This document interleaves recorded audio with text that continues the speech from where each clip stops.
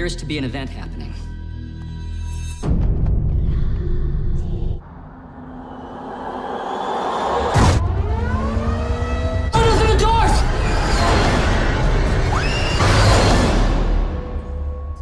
Hello दोस्तों, welcome back to the my channel. तो जैसा कि मेरी पिछली वीडियो काफ़ी कॉम्प्लिकेटेड थी, आज मैं आप लोगों के लिए डायरेक्टर श्यामलान की एक और बेहतरीन साइंस फिक्शन थ्रिलर मूवी लेके आया हूं। अब दोस्तों, अगर आपने मेरे चैनल पे द विलेज मूवी की एक्सप्लेनेशन देखी है तो आपको पता होगा कि डायरेक्टर श्यामलान अपने स्टोरी लाइन की वजह से जाने जाते हैं। इस मूवी की कहानी भी काफ़ी ज़्यादा बेहतरीन है और मैं यकीन दिलाता हूँ कि आपने ऐसी साईफाई मूवी कभी नहीं देखी होगी। तो चलिए ज़्यादा समय ना गुजारते हुए शुरू करते हैं आज के एक्सप्लेनेशन को। मूवी शुरू होती है एक आम दिन से, जब न्यूयॉर्क शहर के लोग पार्क में जॉगिंग कर रहे थे। वहीं पे हम एक लड़की को देखते हैं जो कि अब कुछ अजीब रिएक्ट करने लगती है। तभी अचानक हमें कुछ असाधारण देखने को मिलता है, क्योंकि अब पार्क में खड़े लोग उल्टे चलने लगते हैं। वहीं दूसरी तरफ उस लड़की का बिहेवियर काफी अलग हो गया था। पर तभी अचानक हमें किसी के चिल्लाने की आवाज सुनाई देती है और ऐसा होते ही वो लड़की रहस्यमय कारण से अपने ही हेयर क्लिप से स्टैब करके खुद की जान ले लेती है। जिसके बाद ये सीन यहीं पे कट होकर के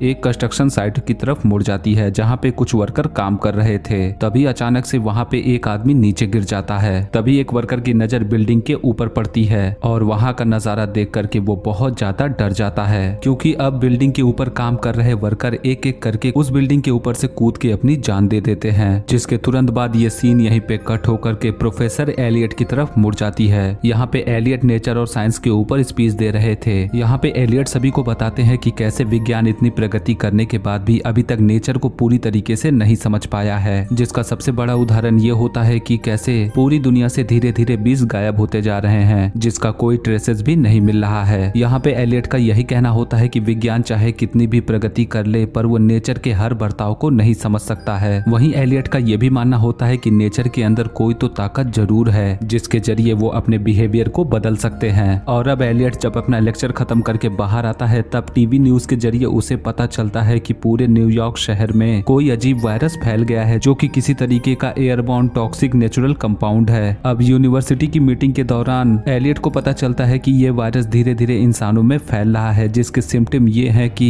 इंसान के बिहेवियर में अचानक से बदलाव, जहाँ पे अजीब बातें करना, अचानक से अपने रास्ते पे उल्टी तरीके से चलना, वहीं आखिरी सबसे खतरनाक स्टेज की खुद की जान ले लेना। वहीं अभी तक साइंटिस्ट को इस वायरस का क्योर भी नहीं मिला होता है, इसीलिए कुछ लोग ऐसे भी होते हैं जो कि इसे एक टेररिस्ट अटैक मानते हैं। और अब एलियट को खबर मिलता है कि वायरस के फैल जाने की वजह से सरकार ने पूरे शहर को खाली करने का आदेश दिया है। और अब इतना पता चलते ही एलियट तुरंत ही अपने घर की तरफ निकल जाता है। घर पहुंचने के बाद वो अपनी वाइफ एल्मा से मिलता है, जो कि अब तुरंत ही शहर छोड़ने की तैयारी करने लगते हैं। और अब बाहर निकलते ही एलियट की मुलाकात उसके जिगरी दोस्त जूलियन से होती है, जो कि अपनी बेटी जेस के साथ में होता है। और अब ये सभी लोग मिल करके रेलवे स्टेशन के लिए निकल जाते हैं। वहाँ पहुँचने के बाद वो लोग फिलाडेल्फिया के लिए ट्रेन पकड़ते हैं। और अब ट्रेन में सफर करते दौरान उसे कुछ लोगों से खबर मिलती है कि वो वायरस फिलाडेल्फिया और बाकी शहरों में भी फैल चुका है। और अब ये सुन करके एलियट और उसकी वाइफ भी परेशान होने लगते हैं। अब ये लोग आपस में बात कर ही रहे थे कि तभी ट्रेन अचानक से सुनसान जंगल के बीच में रुक जाती है। और जब ये लोग ट्रेन से बाहर आते हैं, तब ट्रेन के स्टाफ मेंबर उन्हें बताते हैं कि ट्रेन का पूरा कम्युनिकेशन सिस्टम बंद पड़ गया है, इसीलिए ट्रेन अब आगे नहीं बढ़ सकती है। यहाँ पे ट्रेन के स्टाफ मेंबर का यही कहना होता है कि शायद स्टाफ मेंबर उसी वायरस का शिकार हो चुके हैं। वहीं अगले ही सीन में हम जूलियन को देखते हैं, जो कि अपनी वाइफ को फोन लगाता है, क्योंकि उसकी वाइफ फिलाडेल्फिया स्टेशन पे मिलने वाली थी। लेकिन यहाँ पे अजीब कारण से उसका फोन नहीं लगता है। वहीं अगले ही सीन में हम एक बूढ़ी औरत को देखते हैं, जो कि जूलियन और सभी लोगों को एक वीडियो दिखाती है, जिसे देख करके जूलियन अब बहुत ज्यादा डर जाता है, क्योंकि उस वीडियो में एक आदमी चिड़ियाघर के अंदर एक शेर को उसे काटने के लिए जबरदस्ती उकसाता है, जिसपे अब वो शेर उसे दबोच लेता है। लेकिन अब हमें एक अजीब चीज दिखाई देती है, क्योंकि शेर के इतना ब्रूटली काटने के बाद भी उस आदमी को जैसे दर्द महसूस नहीं होता है, जैसे कि वो किसी हिप्नोसिस में हो। अब ये देख करके जूलियन और सभी लोगों को समझ में नहीं आता है कि आखिर ऐसा कैसे हो सकता है। वहीं एज एन ऑडियंस आप लोगों के मन में भी सवाल आ रहा होगा कि आखिर यहाँ पे क्या हो रहा है। इसके बारे में आपको कुछ ही देर में पता चल जाएगा। वहीं दूसरी तरफ ये सब कुछ देख करके अब जूलियन बहुत ज्यादा डर चुका था, इसीलिए वो तुरंत ही अपने वाइफ को बचाने की तय करता है। लेकिन वहीं पे वो अपनी छोटी बेटी जेस की जान भी खतरे में नहीं डालना चाहता है। इसीलिए वो जेस को एलियट को सौंप देता है और अकेले ही एक अनजान आदमी से लिफ्ट लेकर के प्रिंसटन के लिए निकल पड़ता है। जिसके बाद ये सीन यहीं पे कट होकर के फिलाडेल्फिया की तरफ मुड़ जाती है, जहाँ पे दिन अभी भी सामान्य होता है और सड़कों पे लोग आसानी से घूम रहे थे। पर तभी अचानक एक हवा का झोंका आता है और वहाँ पे घूम रहे लोग एक ही जगह पे फ्रीज हो जाते हैं। और ऐसा होते ही एक पुलिस वाला रहस्यमय कारण से अपने ही गन से खुद को शूट कर लेता है और उसके ऐसा करते ही एक एक करके सभी लोग पुलिस की ही गन से अपने आप को शूट करने लगते हैं। यानी कि फिलाडेल्फिया का ये इलाका भी अब इफेक्टेड हो चुका है। और अब अगले सीन में हम जूलियन को देखते हैं जो कि प्रिंसटन पहुंच चुका था, पर वहां पहुंच करके वो देखता है कि प्रिंसटन भी उस वायरस के चपेट में आ चुका है, क्योंकि जूलियन को वहां के पेड़ों पे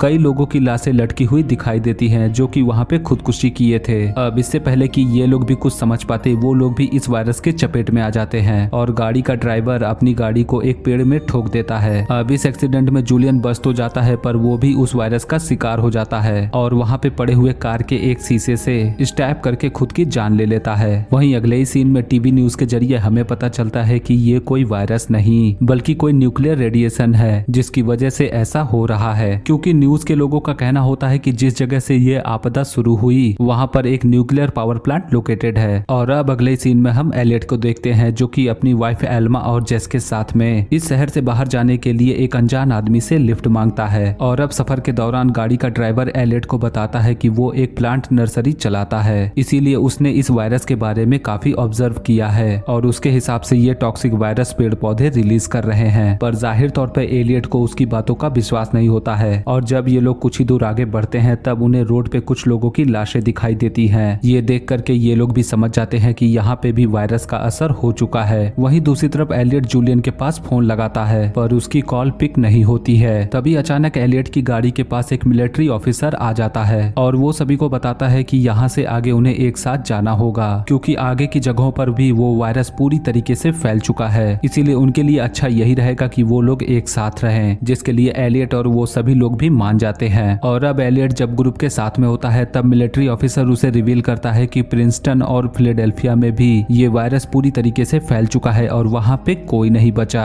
और ये सुनने के बाद अब एलियट को पता चल जाता है कि शायद उसका दोस्त अब इस दुनिया में नहीं रहा। अब ये जानने के बाद एलियट काफी ज्यादा दुखी हो जाता है। वहीं मासूम जेन को ये तक पता नहीं होता है कि उसके पिता अब इस दुनिया में नहीं रहे। इसीलिए अब एलियट हिम्मत दिखाते हुए सभी लोगों को ग्रुप के साथ लेकर के आगे बढ़ जाता है। अब आगे बढ़ने से पहले मिलिट्री ऑफिसर सभी को बताता है कि अब तक जितने भी लोगों की जान गई है वो ज्यादातर लोग रोड के आसपास थे जहाँ पे ढेर सारे पेड़ पौधे होते हैं। इसीलिए मिलिट्री ऑफिसर वहाँ के लोगों को दो ग्रुप में बांट देता है। एलियट अपनी फैमिली के साथ एक छोटे ग्रुप में होता है, वहीं वो मिलिट्री ऑफिसर एक बड़े ग्रुप के साथ में होता है। अब ये लोग आगे बढ़ ही रहे थे कि तभी अचानक से वही हवा का झोंका फिर से आता है और ऐसा होते ही वो बड़ा ग्रुप तुरंत ही इसके चपेट में आ जाता है और देखते ही देखते मिलिट्री के गन से सभी लोग एक दूसरे को शूट कर देते हैं। और ये सब कुछ देख करके एलियट और सभी लोग बहुत ज्यादा डर जाते हैं। लेकिन ये सब कुछ देखने के बाद अब एलियट के मन में सवाल आता है कि आखिर उनका ग्रुप इस वायरस के चपेट में क्यों नहीं आया। अब इतनी सारी घटनाएं देखने के बाद जब एलियट अपना दिमाग लगाता है तब वो सारी घटनाओं को कनेक्ट कर पाता है और यहाँ पे मूवी का प्लॉट रिवील होता है। और अब एलियट अपने विज्ञान की जानकारी की मदद से सभी को बताता है कि अब तक जितने भी लोगों की जान गई वो सभी लोग ऐसी जगह पे थे जहाँ पे ढेरों मात्रा में पेड़ पौधे थे। यानी कि ये कोई वायरस या रेडिएशन नहीं बल्कि ये सारी चीजें पेड़ पौधे कर रहे हैं। अब दोस्तों ये सुनने में काफी ज्यादा अजीब है, वहीं आखिर ऐसा कैसे हो सकता है इसके बारे में मैं वीडियो के अंत में बताऊंगा। वहीं दूसरी तरफ अब एलियट सभी को बताता है कि उसने कुछ समय पहले एक आर्टिकल पढ़ा था जिसमें लिखा था कि ऑस्ट्रेलिया के समुद्र में अनजान कारण से प्रोमेडियल बैक्टीरिया फिर से दिखाई देने लगे हैं, जबकि ये बैक्टीरिया लाखों साल पहले नष्ट हो चुके हैं। तो आखिर वो बैक्टीरिया ऑस्ट्रेलिया के समुद्र में कहां से नजर आए। और अब एलियट को एक और बात समझ में आती है कि आखिर दुनिया भर में अचानक से बीस्ट क्यों गायब हो रहे हैं। और अब एलियट को समझ में आता है कि नेचर में बदलाव आ चुका है और अब वो खुद को बचाने के लिए अपनी रक्षा कर रहे हैं। और अब एलियट को ये भी समझ में आता है कि जब भी पेड़ पौधों को कोई बड़ा ग्रुप दिखाई देता है तब पेड़ पौधे अपने आप को बचाने के लिए वो टॉक्सिक केमिकल रिलीज करते हैं, जिसकी वजह से अब इंसान खुद की ही जान ले रहा है। अब इतना पता चलने के बाद एलियट सभी ग्रुप के लोगों को बोलता है कि वो जितना हो सके छोटे ग्रुप में रहें ताकि उन्हें कोई भी खतरा ना हो, जिसके बाद सभी लोग वहां से निकल जाते हैं। अब कुछ ही दूर आने के बाद एलियट के ग्रुप को एक छोटा सा बंद पड़ा घर मिलता है और अब सभी लोग वहां पे रुकने का तय करते हैं। लेकिन अब थोड़ी ही देर बाद वहाँ पे और भी ग्रुप के लोग आने लगते हैं जिन्हें एलियट और सभी लोग अपनी छत से देख रहे थे। पर तभी अचानक वही टॉक्सिक केमिकल रिलीज हो जाता है और वो लोग उसके चपेट में आकर के खुद की जान ले लेते हैं। अब ये देखने के बाद एलियट अपनी फैमिली को लेकर के वहाँ से निकल जाता है। कुछ ही दूर आगे आने के बाद उन्हें एक अजीब सा घर दिखाई देता है जो कि एकदम आइसोलेटेड था। वहीं एलियट को ऐसा लगता है कि शायद वो घर खाली होगा, पर उसमें एक बूढ़ी औरत रह रही होती है जिसे पूरी दुनिया से अलग अकेले रहना पसंद होता है। वहीं अजीब कारण से उसके घर में कोई भी इलेक्ट्रिसिटी या फिर कोई इलेक्ट्रॉनिक सामान भी नहीं होता है और यही कारण था कि उस बूढ़ी औरत को बाहर हो रही आपदा के बारे में भी पता नहीं होता है। यहाँ पे एलियट उसे इसके बारे में बताने की कोशिश करता है, पर यहाँ पे वो बूढ़ी औरत उसे रोक देती है क्योंकि उसका कहना होता है कि वो बाहर की दुनिया के बारे में कुछ भी जानना नहीं चाहती। वहीं एलियट के रिक्वेस्ट करने पर वो बूढ़ी औरत उसे अपने घर में पनाह देती है, जिसके बाद उसकी फैमिली रात वहीं पे गुजारती है। लेकिन जब एलियट अगले दिन सुबह उठता है तब बाहर आने पर वो देखता है कि उस बूढ़ी औरत का स्वभाव अब बदल चुका था। वो अचानक से काफी रूडली बिहेव करने लगती है और ऐसा करने के बाद वो गुस्से में घर से बाहर निकल जाती है और बाहर आने के बाद वो भी अचानक से उल्टे डायरेक्शन में चलने लगती है और देखते ही देखते खुद को खत्म कर लेती है। ये देख करके एलियट को समझ में आ जाता है कि अब पेड़ पौधे छोटे ग्रुप के लोगों को भी निशाना बना रहे थे। इतना पता चलने पर एलियट तुरंत ही घर के अंदर आकर के दरवाजा बंद कर देता है ताकि वो वायरस घर के अंदर ना आ जाए। लेकिन तभी अचानक वही बूढ़ी औरत डरावने तरीके से वहाँ की खिड़की को तोड़ने लगती है। अब ये देख करके एलियट वहाँ से तुरंत निकलने की तैयारी करता है और वो एल्मा और जेस को आवाज लगाता है। लेकिन अजीब कारण से एलियट को जेस और एल्मा की आवाज तो आती है पर वो लोग दिखाई नहीं देती हैं। लेकिन थोड़ी ही देर बाद एलियट को पता चलता है कि वो लोग घर के बाहर एक आउट हाउस में होती हैं। वहीं एलियट को उनकी आवाज इसलिए सुनाई देती है क्योंकि वो आउट हाउस और वो घर एक खाली पाइप से आपस में कनेक्ट होता है। अब ये जानने के बाद एलियट तुरंत ही एल्मा और जेस को तुरंत दरवाजे और खिड़कियां बंद करने को बोलता है और उनके ऐसा करते ही वहाँ पे तेज हवा चलने लगती है जो देख करके हमें यही लगता है कि पेड़ पौधे अब उन्हें ही मारना चाहते हैं। अब एक तरफ एलियट वहीं दूसरी तरफ एल्मा और जेस, उन सभी लोगों को समझ में नहीं आता है कि आखिर वो लोग कैसे बचेंगे और काफी देर बीत जाने के बाद अब उन्हें समझ में आता है कि उनका अब ये आखिरी समय है जिसपे अब इन लोगों के समझ में आता है कि वो चाहे कितनी भी कोशिश कर ले वो बचेंगे नहीं। इसीलिए घुट घुट करके मरने से अच्छा है कि वो लोग एक साथ ही मरने का तय करते हैं और वो दोनों अपने अपने दरवाजे को खोल करके बागीचे में वापस आ जाते हैं और एक दूसरे का हाथ पकड़ करके वो एक दूसरे को अलविदा कहते हैं। लेकिन अब कुछ ही देर बाद उन्हें रियलाइज होता है कि हवा उनकी तरफ तो चल रही होती है पर उन्हें अनजान कारण से कुछ होता नहीं है। ये देख करके एलियट और एल्मा को यकीन नहीं होता है और उन्हें लगता है कि शायद वायरस का असर अब खत्म हो गया। जिसके बाद ये सीन यहीं पे कट होकर के 3 महीने आगे मुड़ जाती है जहाँ पे हम एलियट और एल्मा को देखते हैं जो कि अब जेन को एडॉप्ट कर लेते हैं और अपनी लाइफ हैप्पीली गुजार रहे होते हैं। जिसके तुरंत बाद हमें टीवी न्यूज के जरिए पता चलता है कि इस आपदा में लाखों लोग मारे गए, लेकिन अभी तक साइंटिस्टों को ये तक नहीं पता चला था कि आखिर ये सब कुछ कैसे हुआ। जो सुन करके एक साइंटिस्ट का कहना होता है कि शायद प्रकृति अब उन्हें ठुकरा चुकी है और अब वो अपनी रक्षा खुद कर रही है। पर ये सुनने के बाद एक साइंटिस्ट का कहना होता है कि अगर आपकी बात सच है तो बाकी के शहरों में ऐसा कुछ क्यों नहीं हुआ। जिसके तुरंत बाद ये सीन यहीं पे कट होकर के फ्रांस की तरफ मुड़ जाती है जहाँ पे हम 2 लड़कों को आपस में बातें करते हुए देखते हैं। तभी बातचीत के दौरान उनमें से एक लड़का अजीब कारण से एक ही लाइन को बार बार दोहराने लगता है और देखते ही देखते उसके आसपास के लोग वहीं पे फ्रीज हो जाते हैं और इसी मिस्टीरियस एंडिंग के साथ ये मूवी यहीं पे एंड हो जाती है। अब दोस्तों मूवी के एंड होने के बाद आप लोगों के मन में कई सवाल होंगे